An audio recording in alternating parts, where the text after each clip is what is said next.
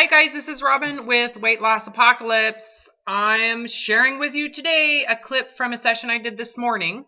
This woman she's anorexic, and she's functioning with bulimia. So she's been trying to stay thin since teenager. She's like 6 foot and she's trying to hit 135 pounds. So you can imagine if she she thinks 135 pounds is the point that she's going to have joy and happiness and freedom, that the amount of dieting and suffering and isolation and that she has to do, the pressure for her to have to do that is creating in her real life world with young children and a husband. She lives overseas in Germany. And anyway, so you can imagine how hard it is for her to manage the starvation, for her to get to that 135, which she truly believes is the point of total superiority and happiness. So in this clip, her and I are discussing, the willingness to be free from all of this insanity around starving herself and obsessing over what's in the food and all of those feelings of deprivation and the constant focus on her weight and her need to lose weight, and how it's impacting how she, the quality she has with her kids. As she's going through the recovery process, she's coming to realize she has to let go of the thinness. And she's up into this session, she's really struggled to let it go. It feels punishing to her to have to be bigger. It feels like she's failing and there's loss and it's horrible, even though the lifestyle that she has to have to be, as thin as she thinks she needs to be is absolutely horrific. So in this clip, we're discussing, the willingness to be bigger. If the body's meant to be, what's its natural point? Like if you stop all of this insane obsession to control her body and everything that she's doing with the bulimic purges, the micromanaging of her food, the anything that deviates creates the binging. So getting rid of the binging and the how she's starting to manipulate food to comfort herself because she constantly feels deprived. Anyway, so the willingness to gain weight for her really requires that she surrender the illusion of 135 and to be willing to lose the joy that she thinks that would provide her. So this is kind of these last sessions with this client have been epic because she's in the throes of really letting go of the narcissism, because she has suffered so greatly. So the willingness for her to, in order to be set free from the perfectionism, the OCD, all that stuff, the willingness for her to be inferior, and the struggle she's having to do it.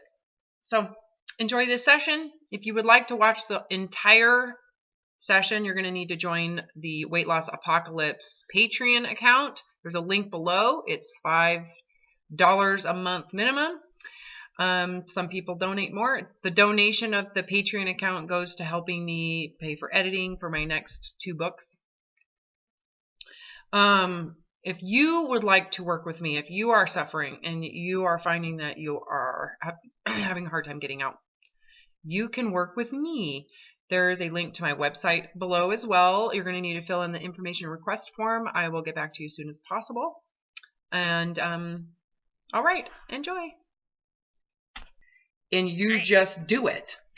And so then you're labeled eating disordered or disordered eating.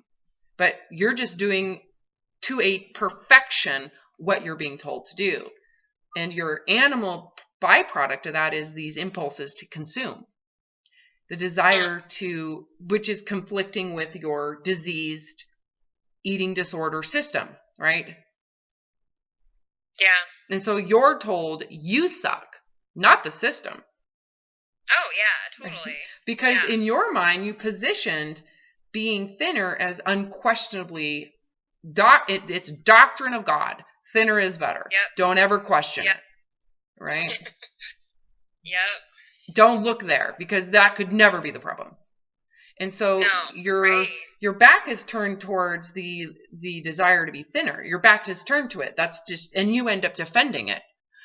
You know, like behind me, you know, like I'm never going to look at that. That's always the best in all cases. So I just turn my back and deflect everything that you know says that that's bad, even though I'm living in all of these consequences and side effects of what that thinness behind me told me to do.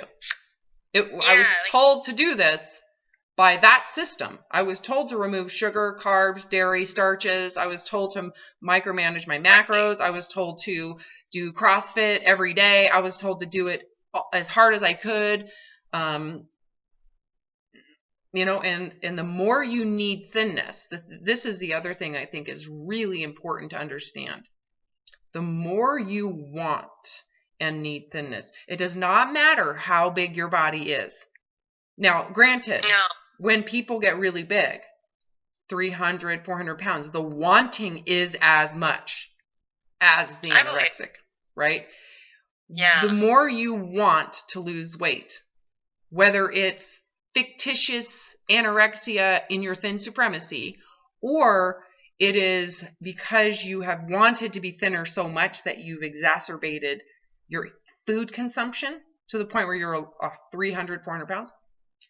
The intensity of the wanting of it is what creates the stringency to the restrictions. How strict you are. So when someone comes to me like yourself, who does not have any weight problem at all, totally healthy, totally normal. I would still kind of argue a little bit with that, but I don't need to. Okay, good. Well, of course. I'm glad that you can hear your mind, though, in the background going, I'm overweight for my standards. Well, of course, for your standards. Well, I don't even know if it's for my standards. I just kind of feel like, just from, I don't know, like I don't know. Maybe I just need to get some more exercise. Maybe it would just feel better. That's different. I'm talking about your body image. So notice how you're integrating body image into that thought. So you still have the issues. So what was my point? Oh, so when someone is super thin and their thinness is important to them, they're as defensive of that thinness as the 400-pound individual who is trying to be thin. It's equally as intense. That's why a lot of people who watch my videos go, she doesn't know what she's talking about. She's too thin. She doesn't even know how bad it is. Yeah, they don't understand the other side then at all. Well, they could if they were like, if I was that thin, I would probably work twice as hard just to keep it. So that would become my isolated cage. I'm just as encapsulated in this fear, paranoid space of loss as I was with the pressure to lose the weight. Yeah. Right? The pressure to lose the weight for someone who believes that their body weight is beyond repair is the same as the anorexic, who the more tightly they need their thinness, how they feel about keeping and protecting it, the work they have to do to keep and protect it, it is like almost identical. Yeah. I can totally see that. As fruit flies. So, for you to recover, you have to get to where you are not in charge of your weight anymore. So for someone like the anorexic, you have to be willing to let the body become what it's going to be. For you, your fear was, I might be normal. What if my body is normal? Yeah, normal. For someone who's 6'1", how tall are you? No. I'm just shy of 6 feet. Okay, so 6 foot. Okay. Don't make me over 6 feet, Robin. Okay, so you're. You can only take so much. You slouch your 5'10". So your typical weight should be roughly 150, 160, 170 if you have the bone structure. Even if you're tiny boned, you still have more bone and mass and muscle. You know? just think of that, So going weight is so dumb, but if we were to use that as a reference to size, 160, 170, right? I do know this, that because I obviously have always dieted, and then when I could, but I was bulimic, so I binge and purge, so it doesn't really keep your weight down, No. honestly. I don't know. No, it doesn't. Anyway, it doesn't. so if my weight was lower, I couldn't get pregnant until I hit 155. I always noticed that, whenever I weighed my weight. Okay, so you're making my point. My body is trying to tell me. Exactly, that's what I'm trying to say, though. So tell me what your goal weight, just for the record. What has always been your goal weight? What's the weight of bliss in heaven? Where's the mirage weight? 135. Okay. Yeah, I know. It's I was like, that's kind of crazy. Yeah, but you think it's attainable in your mind. Right. That was the mirage. Yep. You would only chase it if you believed that was attainable. That by hitting that number, that it would be easy to manage too.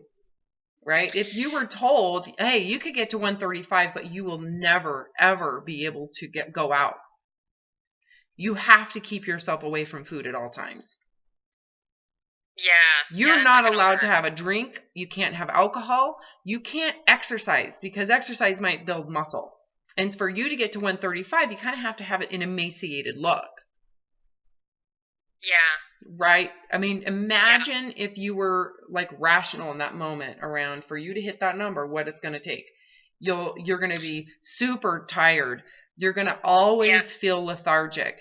You're going to have issues with body temperature. You're going to be cold a lot. You're going to be hunchbacked because your thyroid is starting to slow down and your body's going to go into a natural conservation.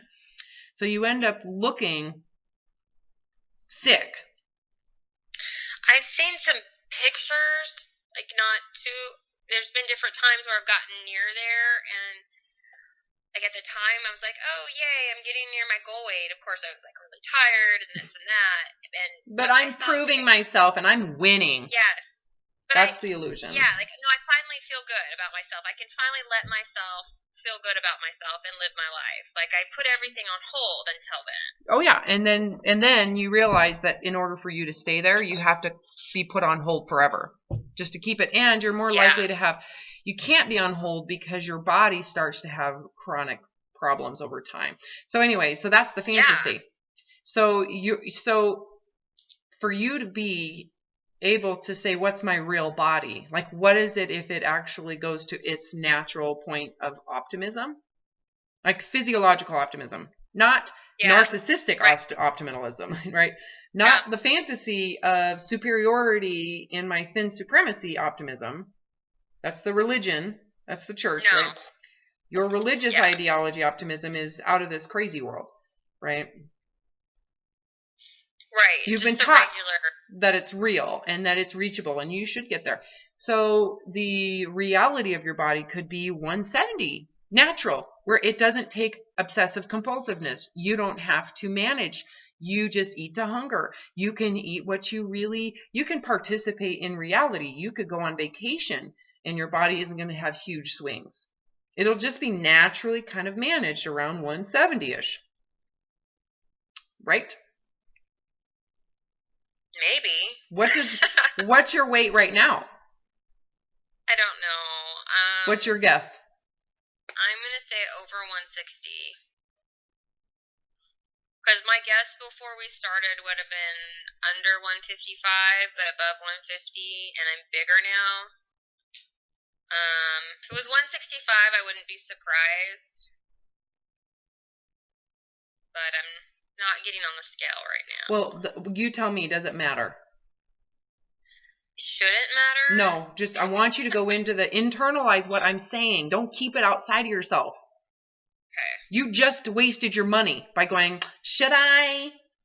No, I need you to go into it. Feel this out. Otherwise, this is a waste. It's not going to work. I've done this enough to know. If you're 165, 168, I want you to tell me if that number is so catastrophic that you're No, willing. the number doesn't matter. The No, size. The number doesn't matter. The confirmation that you're that big. Whatever that is.